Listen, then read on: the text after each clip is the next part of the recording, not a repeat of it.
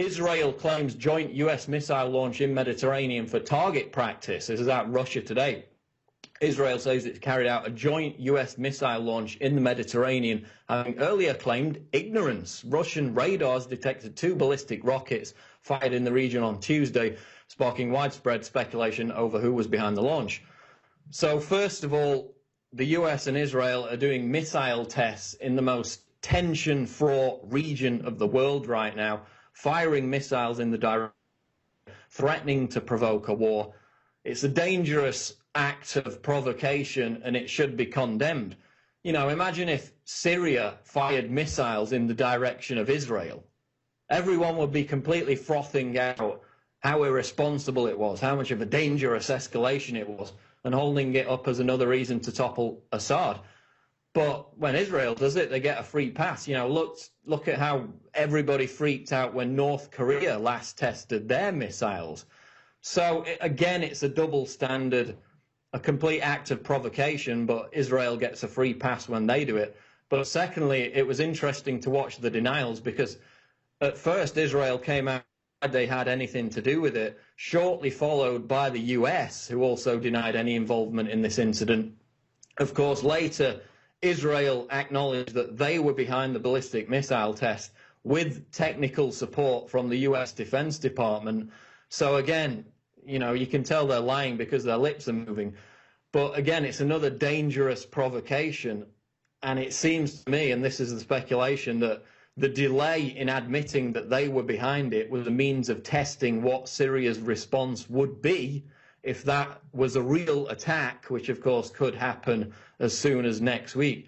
So they're playing games out there in the Mediterranean, the most tension-fraught region of the world, on the eve of war, testing missiles, potentially provoking war. Compare that to what would have happened if Syria did the same thing.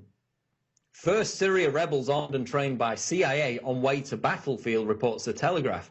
The first cell of Syrian rebels trained and armed by the CIA is making its way to the battlefield, President Barack Obama has reportedly told senators. During a meeting at the White House, the president assured Senator John McCain that after months of delay, the US was meeting its commitment to back moderate of the opposition. So you mean the moderate elements of the opposition who publicly swore allegiance to Jabhat al-Nusra, who in turn publicly swore allegiance to al-Qaeda terrorists. Talking about those kind of moderates. You're talking about the moderate elements who have videos up on YouTube proudly merging with Jabhat al-Nusra terrorists in Aleppo, merging with the same group that killed US troops in Iraq. Or do you mean the moderate elements of the opposition who cut people's internal organs out and eat them on camera? You're talking about those moderates. Or the moderates who sing the praises of Osama bin Laden, the moderates who behead babies, the moderates who force children to behead other people, the moderates who slaughter Christians and pillage their church in Syria. These are the kind of moderates we're talking about. And now the CIA has sent 50 basically al-Qaeda terrorists that they trained in Jordan to join the other terrorists to take the opportune moment to overtake all the military bases when they launch the attack next week. And it's all paid for with your taxpayer dollars.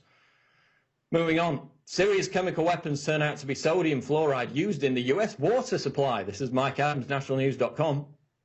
And of course, this is an issue we first drew attention to on Sunday when it first came out. It concerns the shipments of chemical weapons ingredients which were sent by a British company to Syria. Of course, the UK government denies involvement, just as they denied giving Saddam Hussein the chemical weapons.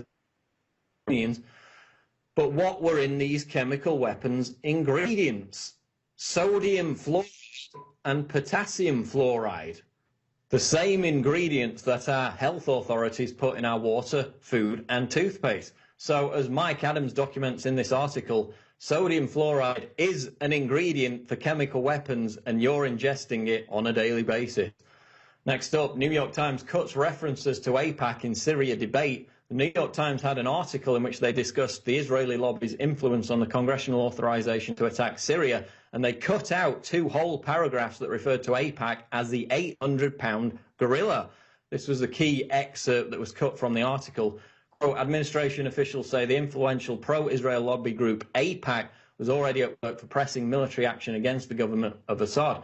And it went on to say that these Obama administration officials, insiders, are talking about AIPAC as the 800-pound gorilla in the room, because obviously they're lobbying Congress to support this attack on Syria. So this passage was removed from the New York Times article, which most likely in alliance with AIPAC does not want the American people to know that their Congress members are being aggressively pressured by the Israeli lobby to greenlight the attack on Syria next week. Moving on to other news, Harvard research shows guns don't kill people, people kill people. This is out of Zero Hedge. In an inconvenient truth moment for the anti-gun lobby, Harvard's Don Cates and Gary Mauser have found that there is in fact a, quote, negative correlation between violence and gun ownership. Quote, where firearms are most dense, violent crimes are lowest, and where guns are least dense, violent crime rates are highest. And they concluded in this study that the burden of proof rests on the more guns equal more death and fewer guns equal less death mantra, especially since they argue public policy ought to be based on that mantra. But those correlations are not observed when a large number of nations are compared across the world. So yet another detailed, exhaustive study, academic study out of Harvard proving more guns, less crime. I think it's safe to say that we've won the Second Amendment debate until the likes of Piers Morgan, of course, exploit another mass shooting incident. But you can go and read the full academic study proving that an armed population reduces crime at prisonplanet.com. Quote of the day comes from Charles Ruff. Impeachment is not a remedy for private wrongs. It's a method of removing someone whose continued presence in office would cause grave danger to the nation. Now you can watch Alex Jones live at Infowars.com/show. You'll find links to all of our content there and a free 15-day trial for Prison Planet TV.